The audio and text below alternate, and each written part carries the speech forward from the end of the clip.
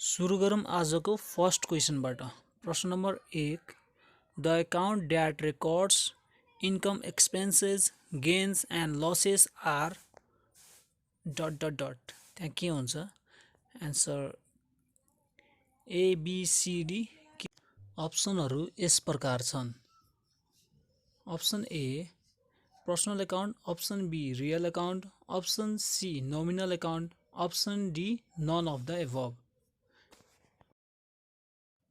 यसको right answer रहेको छ नोमिनल अकाउन्ट। अब नेक्स्ट क्वेसन। प्रश्न number 2, total of sales book was not posted to the ledger, what is the kind of error?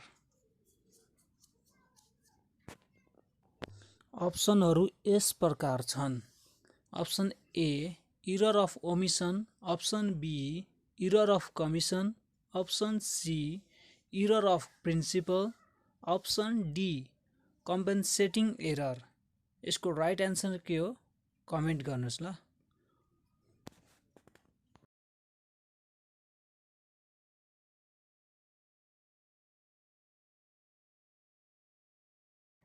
प्रश्न number 2 को answer रहेको छ इरर अफ ओमिसन। अब नेक्स्ट क्वेसन। प्रश्न number 3, after the preparation of ledger the next step is the preparation of what? के हुन्छ? Option A trading account, option B balance sheet, option C trial balance, option D profit and loss account. यसको right answer के हो comment गर्नुहोस्।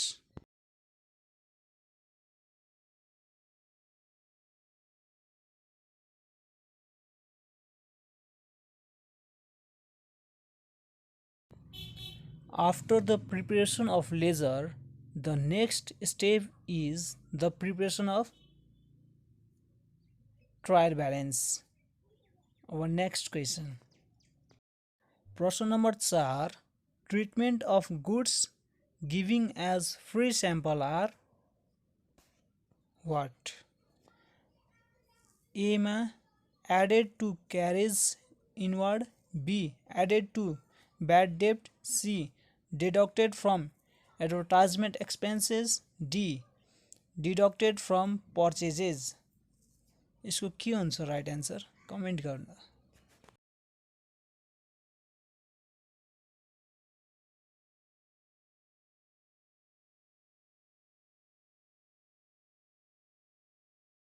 Treatment of goods giving as free sample are deducted from purchases.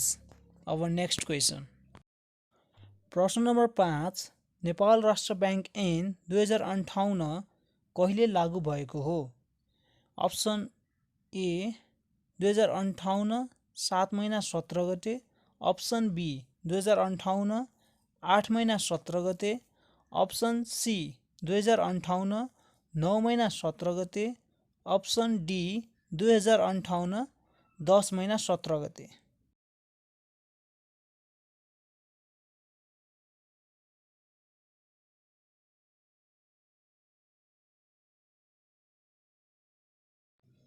Nepal राष्ट्र bank ऐन 2058 कहिले लागू भएको हो? 2058 10 महिना 17 गते लागू भएको हो। अब नेक्स्ट क्वेसन। प्रश्न नम्बर 6, नेपालको संविधानको कुन धारामा महालेखा परीक्षकको व्यवस्था गरिएको छ? अप्सन यस प्रकार छन्। अप्सन ए धारा 235, अप्सन बी धारा 237, अप्सन सी धारा 239, अप्सन डी धारा 240।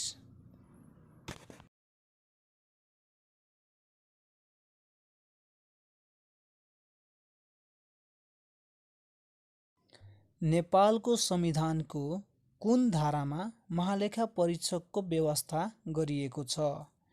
यसको राइट एन्सर रहेको छ धारा 240। अब नेक्स्ट क्वेसन। प्रश्न नम्बर 7, सस्पेन्स अकाउन्ट किन तयार गरिन्छ? अप्सनहरू यस प्रकार छन्। अप्सन ए सन्तुलन परीक्षण नमिलेमा त्यसलाई मिलाउन। अप्सन बी फाइनल एकाउन्ट तयार गर्न। अप्सन सी लेखा परीक्षण गर्न। अप्सन डी माथिका कुनै पनि होइन।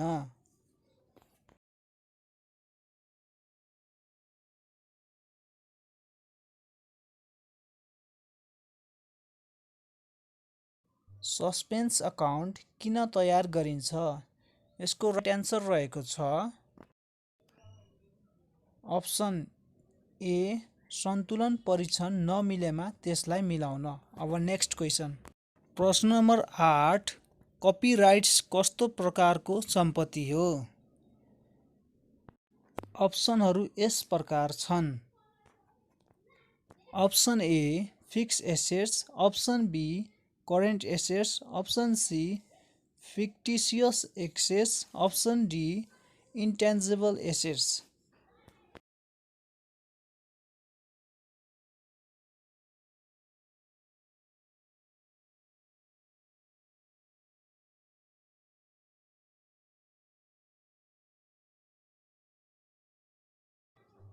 कपिराइट्स कस्तो प्रकारको सम्पत्ति हो?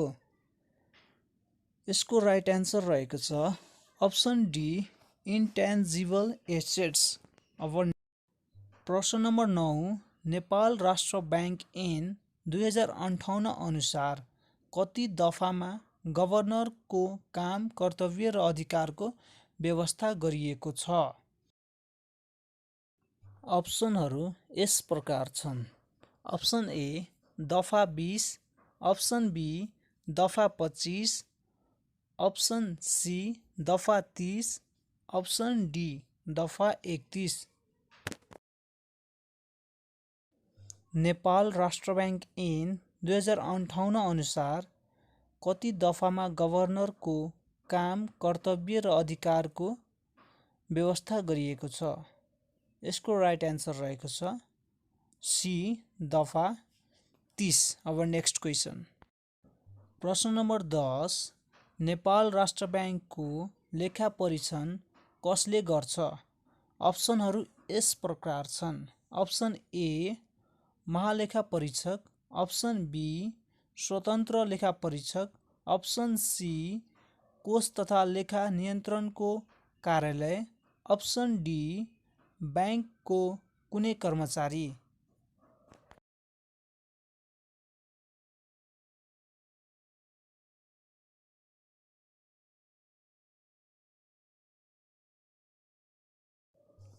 नेपाल राष्ट्र ब्याङ्कको लेखा परीक्षण कसले गर्दछ? नेपाल राष्ट्र ब्याङ्कको लेखा परीक्षण चाहिँ महालेखा परीक्षकले गर्छ। अब नेक्स्ट क्वेसन। प्रश्न नम्बर 11 जिएएपी ग्यापको पुरा रूप के हो? अप्सनहरू यस प्रकार छन्।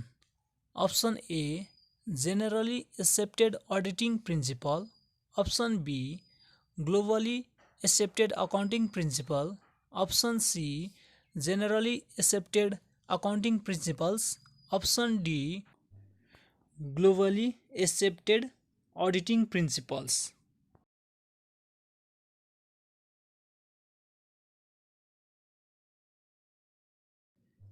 जिएएपी ग्यापको पुरा रूप रहेको छ option C generally accepted accounting principles. अब नेक्स्ट क्वेसन। प्रश्न नम्बर 12 ब्याङ्क वा वित्तीय संस्था गाभिने वा प्राप्ति गर्ने सम्बन्धी व्यवस्था ब्याङ्क तथा वित्तीय संस्था सम्बन्धी ऐन 2073 को कति परिच्छेदमा गरिएको छ? अप्सनहरू यस प्रकार छन्। अप्सन ए 9 परिच्छेद। अप्सन बी 10 परिच्छेद। अप्सन सी 11 परिच्छेदमा। Option D 12 परिच्छेदमा।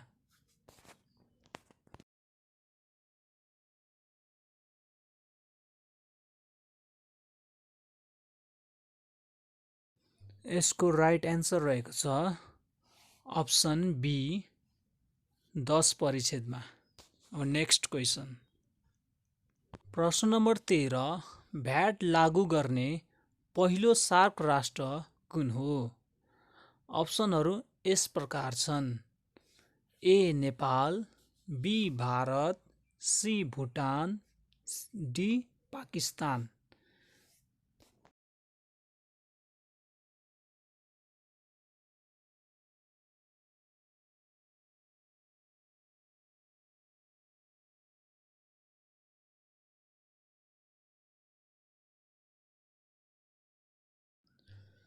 भ्याट लागू गर्ने पहिलो सार्क राष्ट्र कुन हो?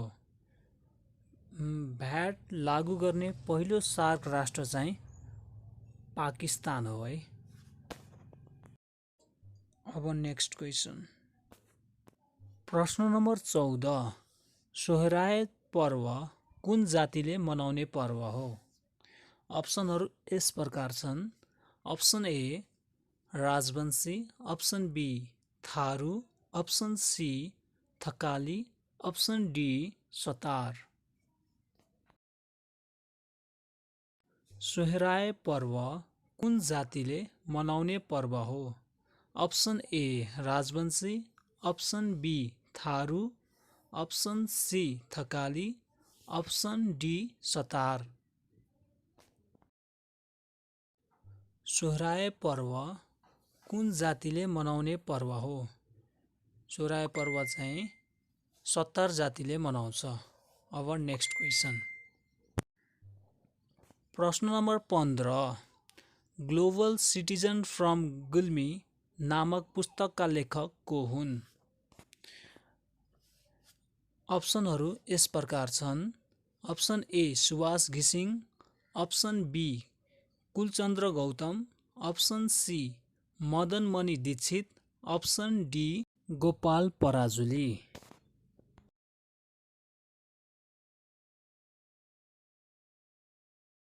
ग्लोबल सिटिजन फ्रम गुल्मी नामक पुस्तकका लेखक को हुन्? ग्लोबल सिटिजन फ्रम गुल्मी नामक पुस्तकका लेखक कुलचन्द्र गौतम हो। Option B. अब नेक्स्ट क्वेसन, प्रश्न नम्बर 16, कमैया मुक्त घोषणा कहिले भयो? अप्सनहरू यस प्रकार छन्: अप्सन ए 2057 2 महिना 2 गते, अप्सन बी 2057 3 महिना 2 गते, अप्सन सी 2057 4 महिना 2 गते, अप्सन डी 2057 5 महिना 2 गते।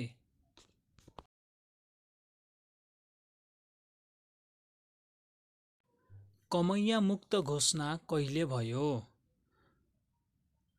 कमैया मुक्त घोषणा चाहिँ 2057 4 महिना 2 गते अर्थात्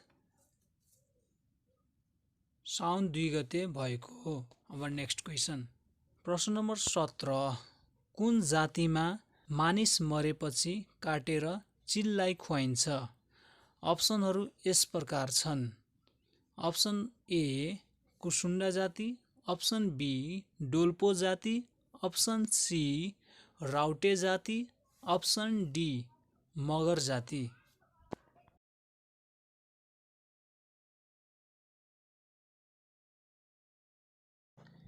कुन जातिमा मानिस मरेपछि काटेर चिललाई खुवाइन्छ? कुन जातिमा मानिस मरेपछि काटेर चिललाई खुवाइन्छ? यो चाहिँ डोल्पो जातिमा चाहिँ मानिस मरेपछि काटेर चिललाई खुवाइन्छ। अब नेक्स्ट क्वेसन, प्रश्न नम्बर 18, तामाङ सङ्ग्रहालय कहाँ रहेको छ? कुन जिल्लामा रहेको छ? प्रश्न नम्बर 18, तामाङ सङ्ग्रहालय कहाँ रहेको छ? कुन जिल्लामा? तामाङ सङ्ग्रहालय कहाँ रहेको छ?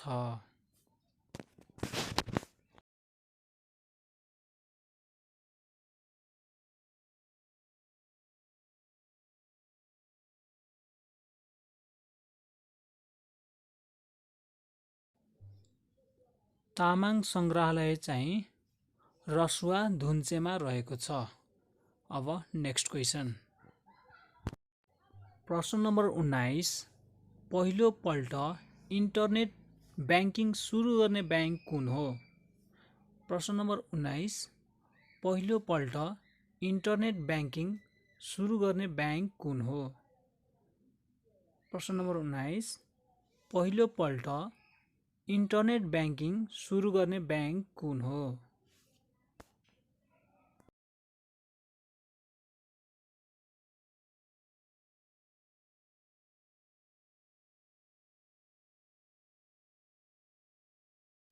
प्रश्न नम्बर 19, पहिलोपल्ट इन्टरनेट ब्याङ्किङ सुरु गर्ने ब्याङ्क कुन हो? यसको राइट एन्सर चाहिँ कुमारी ब्याङ्क हो। अब नेक्स्ट क्वेसन। प्रश्न नम्बर 20, चीनमा एक दम्पतिलाई 3 सन्तानसम्म जन्माउन पाउने नीति कहिले बन्यो? प्रश्न नम्बर 20, चीनमा एक दम्पतिलाई 3 सन्तानसम्म जन्माउन पाउने नीति कहिले बन्यो? प्रश्न नम्बर 20, चीनमा एक दम्पतिलाई 3 सन्तानसम्म जन्माउन पाउने नीति कहिले बन्यो? प्रश्न नम्बर 20, चीनमा एक दम्पतिलाई 3 सन्तानसम्म जन्माउन पाउने नीति कहिले बन्यो? 2021 मे 31 मा बन्यो। अब नेक्स्ट क्वेसन। प्रश्न नम्बर 21, स्थापना कालमा नेपाल ब्याङ्क लिमिटेडको अधिकतम पुँजी कति रहेको थियो? प्रश्न नम्बर 21, स्थापना कालमा नेपाल ब्याङ्क लिमिटेडको अधिकतम पुँजी कति रहेको थियो? प्रश्न नम्बर 21, स्थापना कालमा नेपाल ब्याङ्क लिमिटेडको अधिकतम पुँजी कति रहेको थियो?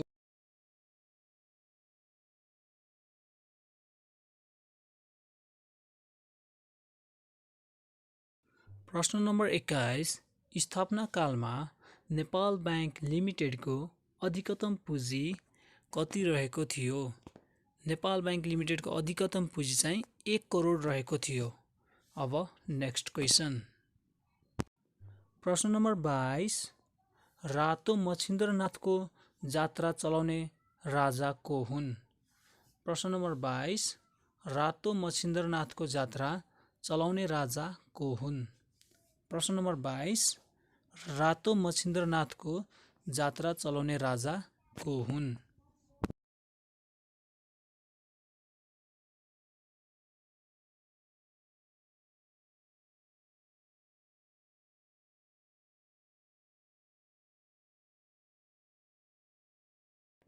प्रश्न नम्बर 22, रातो मच्छिन्द्रनाथको जात्रा चलाउने राजा को हुन्? रातो मच्छिन्द्रनाथको जात्रा चलाउने राजा चाहिँ नरेन्द्र देव हुन्। अब नेक्स्ट क्वेसन। प्रश्न नम्बर 23, चीन भ्रमण गर्ने प्रथम प्राइम मिनिस्टर को हुन्? प्रश्न नम्बर 23, चीन भ्रमण गर्ने प्रथम प्राइम मिनिस्टर को हुन्? प्रश्न नम्बर 23, चीन भ्रमण गर्ने प्रथम प्राइम मिनिस्टर को हुन्? प्रश्न नम्बर 23, चीन भ्रमण गर्ने प्रथम प्राइम मिनिस्टर को हुन्?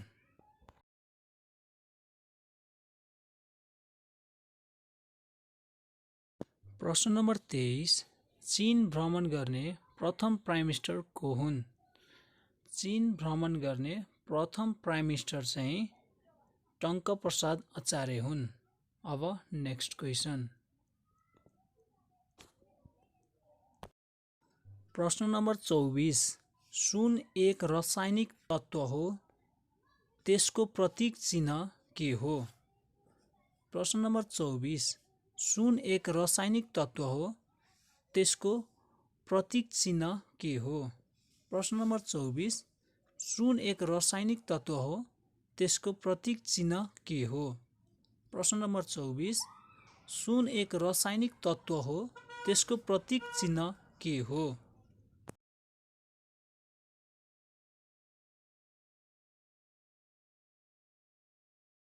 सुन एक रासायनिक तत्त्व हो, त्यसको प्रतीक चिन्ह चाहिँ औरम हो, एयु। प्रतीक चिन्ह चाहिँ एयु हो। अब नेक्स्ट क्वेसन, प्रश्न नम्बर 25 आजको लास्ट क्वेसन। प्रश्न number 25, what is the boiling point of gold? प्रश्न number 25, what is the boiling point of gold? प्रश्न number 25, what is the boiling point of gold? प्रश्न number 25, what is the boiling point of gold? प्रश्न number 25, what is the boiling point of gold? प्रश्न number 25, what is the boiling point of gold? Boiling point of gold चाहिँ 2700 degree Celsius रहेको छ। हस्त, धन्यवाद।